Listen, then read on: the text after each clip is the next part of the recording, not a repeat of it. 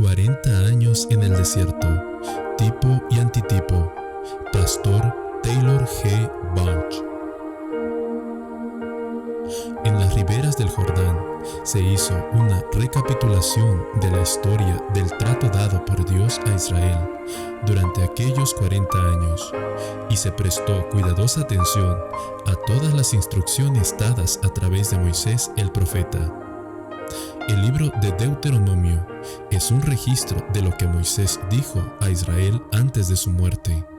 Les recordó sus rebeliones y apostasías, especialmente la experiencia de Cades Barnea, y les amonestó a que aprendiesen de ese error.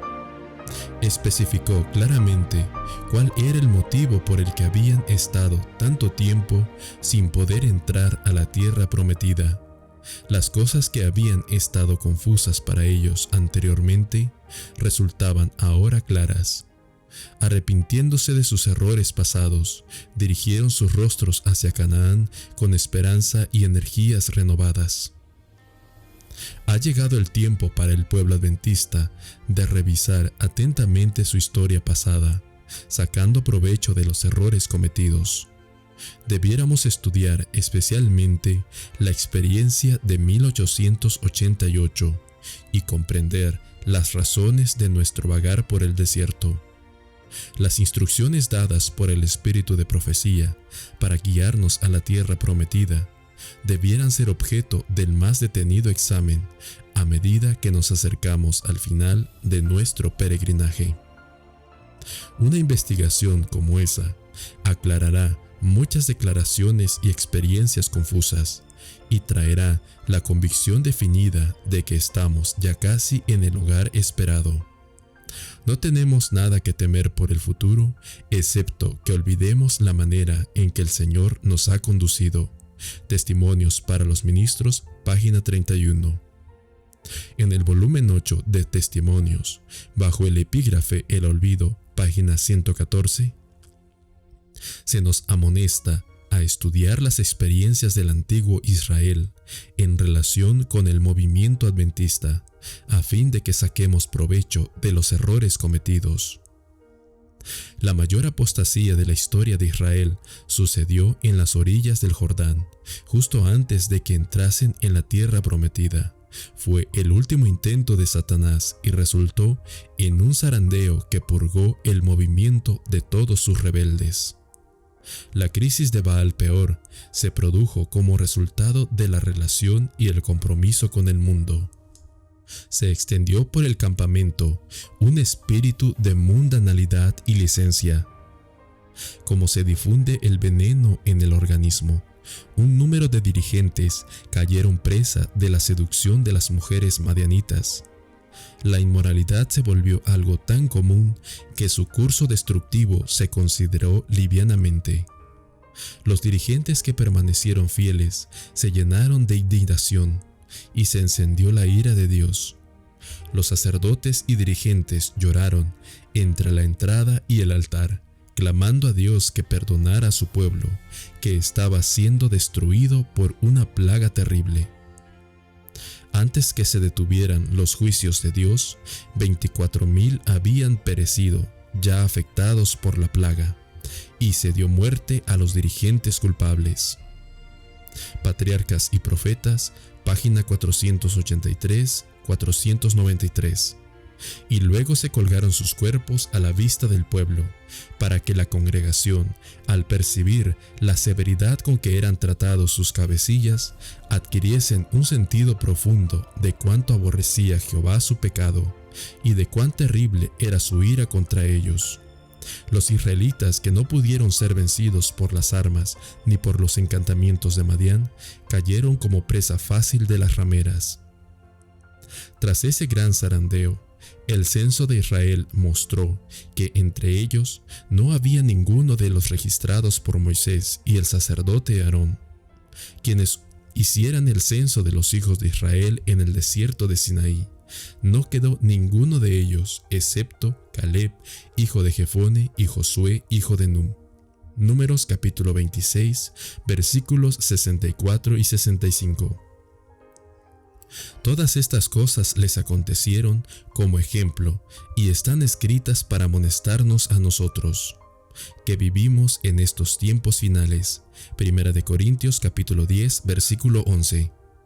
Al acercarnos al final del tiempo, estando el pueblo de Dios a las puertas de la Canaán celestial, Satanás redoblará sus esfuerzos, tal como hizo antiguamente, para procurar que no pueda entrar en esa bendita tierra. Él tiende sus trampas a cada alma. No solo los ignorantes y los incautos necesitan estar en guardia. Él preparará sus tentaciones para los que ocupan los puestos más elevados en los cargos más sagrados. Si puede inducirlos a contaminar sus almas, podrá, por su intermedio, destruir a muchos. Emplea ahora los mismos agentes que hace 3000 años. Por las amistades mundanas, los encantos de la belleza, la búsqueda del placer, la alegría desmedida, los festines o el vino, tienta a los seres humanos a violar el séptimo mandamiento. Patriarcas y Profetas, páginas 488 y 489. Tras su fracaso en impedir que el movimiento adventista se acerque a la Canaán celestial, mediante ataques desde afuera y apostasías desde dentro, Satanás hará su último intento, tal como sucedió en la experiencia de Baal Peor, suscitando un espíritu de mundanalidad e inmoralidad que contaminará incluso a algunos de los dirigentes, así como a miles de miembros. Eso sucederá en los lindes mismos de la Canaán celestial. Cuando los que son fieles y leales se den cuenta de la situación, llorarán entre la entrada y el altar, suplicando a Dios que perdone a su pueblo de ser aplastado por el mundo. Estarán suspirando y clamando por todas las abominaciones que existirán en medio de la iglesia.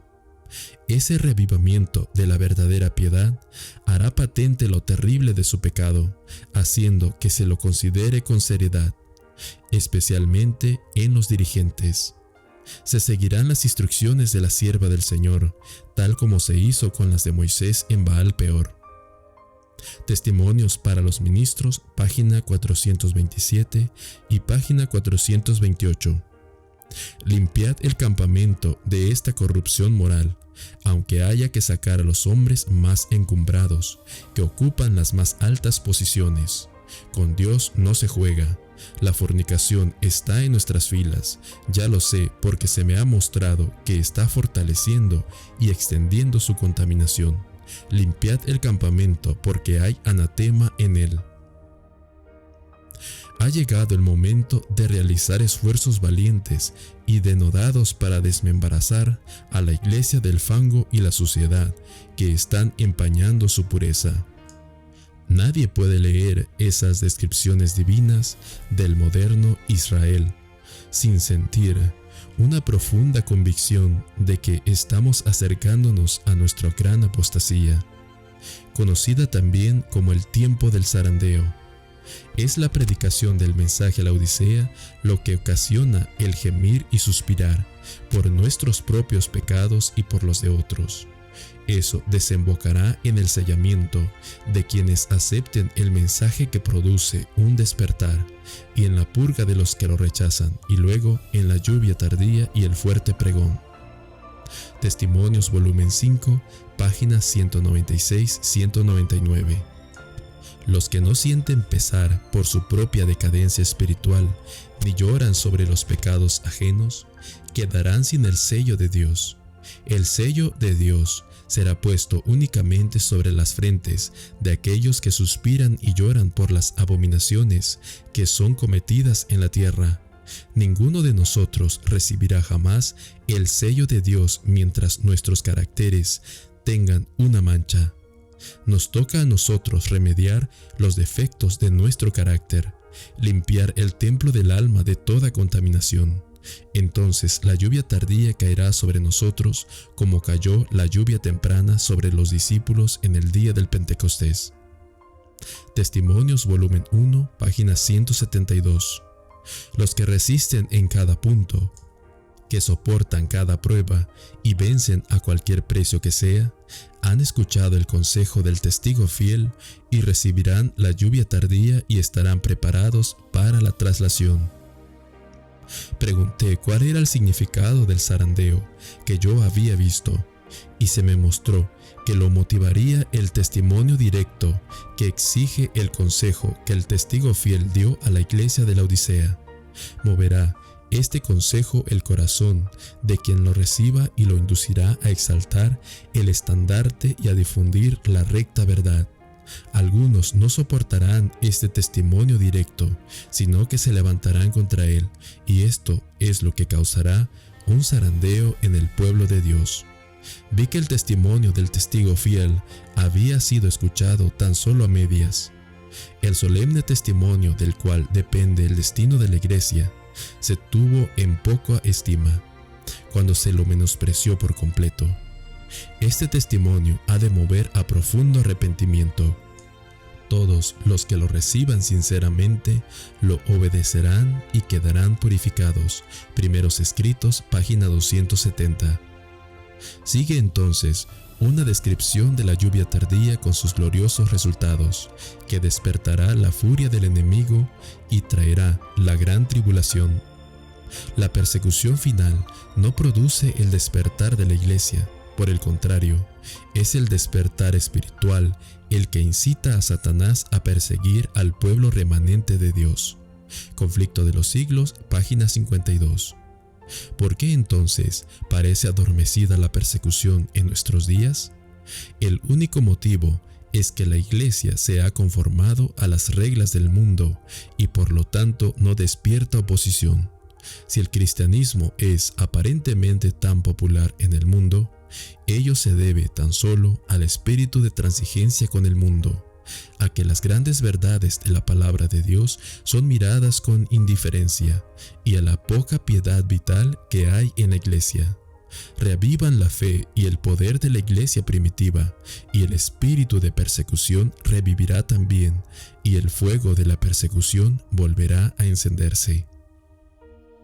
Por descontado, la persecución jugará un papel en la purificación de la escoria por fuego y en la perfección de los santos para la lluvia tardía y la traslación. Es durante la gran tribulación, cuando han lavado sus ropas y las han emblanquecido en la sangre de Cristo. Apocalipsis capítulo 7, versículo 14. Entonces se combinarán la manifestación de la gloria de Dios y la repetición de las persecuciones pasadas. Testimonios, volumen 9, página 15. Primeros Escritos, página 85. Después que el movimiento del Éxodo hubo cruzado el Jordán y tomó posesión de la tierra prometida, su marcha estuvo señalada por una sucesión ininterrumpida de victorias. Fue el capitán de los ejércitos del Señor el que venció a los enemigos de su pueblo, y habría hecho lo mismo 38 años antes si Israel hubiera confiado en él. Patriarcas y Profetas, página 463. Si bien no podemos dar ningún tiempo definido para el triunfo final del movimiento adventista, sabemos que el tiempo está muy cerca. El mensaje de 1888 continuó por varios años antes de que fuera finalmente rechazado y que el pueblo adventista retrocediera al desierto. Solo el Señor conoce el momento exacto, pero ha prometido proporcionar evidencias suficientes para que podamos saber que está cerca a las puertas. El pregón, aquí viene el esposo, salid a recibirlo, no ha de demorarse por más tiempo. No ha de haber vacilación en el sonido de la trompeta que anuncia el Evangelio y que ha de despertar el remanente de la iglesia para su triunfo final.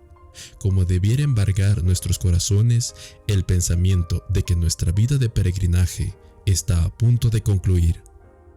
Cuando los hijos de Israel viajaban por el desierto, alababan a Dios con himnos sagrados. Palabras de vida del Gran Maestro, página 240. Así quiere Dios que haga su pueblo.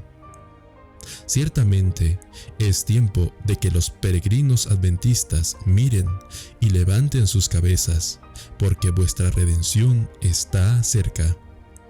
La constatación de que el final del viaje está a las puertas avivará nuestro paso y llenará de alegría nuestros corazones. Esa alegría, según el profeta del Evangelio, se expresará en cantos a medida que nos aproximemos y entremos en la Canaán celestial. Isaías capítulo 35, versículo 10. Los que el Señor ha redimido entrarán en Sión con cantos de alegría y siempre vivirán alegres, hallarán felicidad y dicha y desaparecerán el llanto y el dolor. Tan pronto como Israel alcanzó la tierra prometida, comenzó a guardar las fiestas de los tabernáculos o cabañas, para conmemorar la liberación de la esclavitud egipcia y en recuerdo de su peregrinación por el desierto. La fiesta de las cabañas era el evento que ponía fin al ciclo anual en el tipo, y era una fiesta caracterizada por la alegría incontenible. Se trataba de una celebración de la llegada al hogar. Nunca se ha observado mientras Israel estuvo en cautividad. Se la instituyó cuando regresaron de Egipto a su tierra natal y de nuevo al regresar de Babilonia. Otra razón para la gran alegría de aquella ocasión es que seguía el solemne día de la expiación, evento que en el ciclo típico ponía fin al servicio en relación con el pecado. En el día primero del mes séptimo comenzaba el toque de las trompetas, conocido como el poderoso llamado de Dios al arrepentimiento. Anunciaba a todo Israel que el día del juicio estaba a las puertas. A menos que sus pecados fuesen confesados y perdonados, ellos serían cortados para siempre del pueblo de Dios.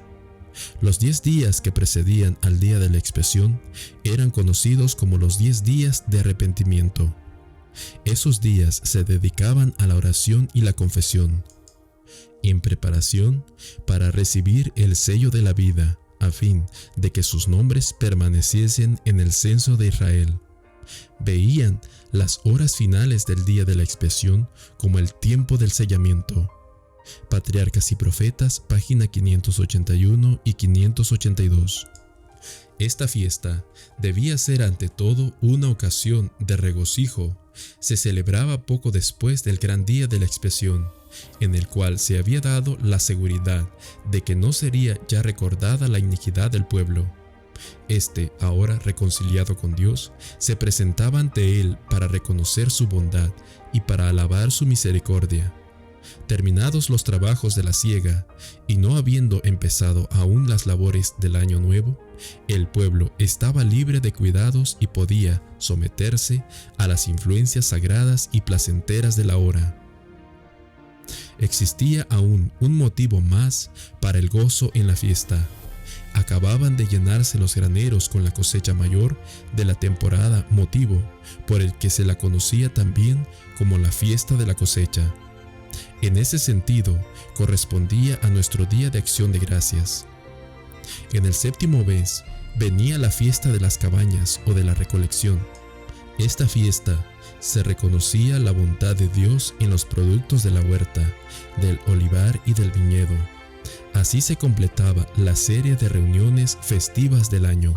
La tierra había dado su abundancia, la mies había sido recogida en los graneros, los frutos, el aceite y el vino habían sido almacenados y las primicias se habían puesto en reserva.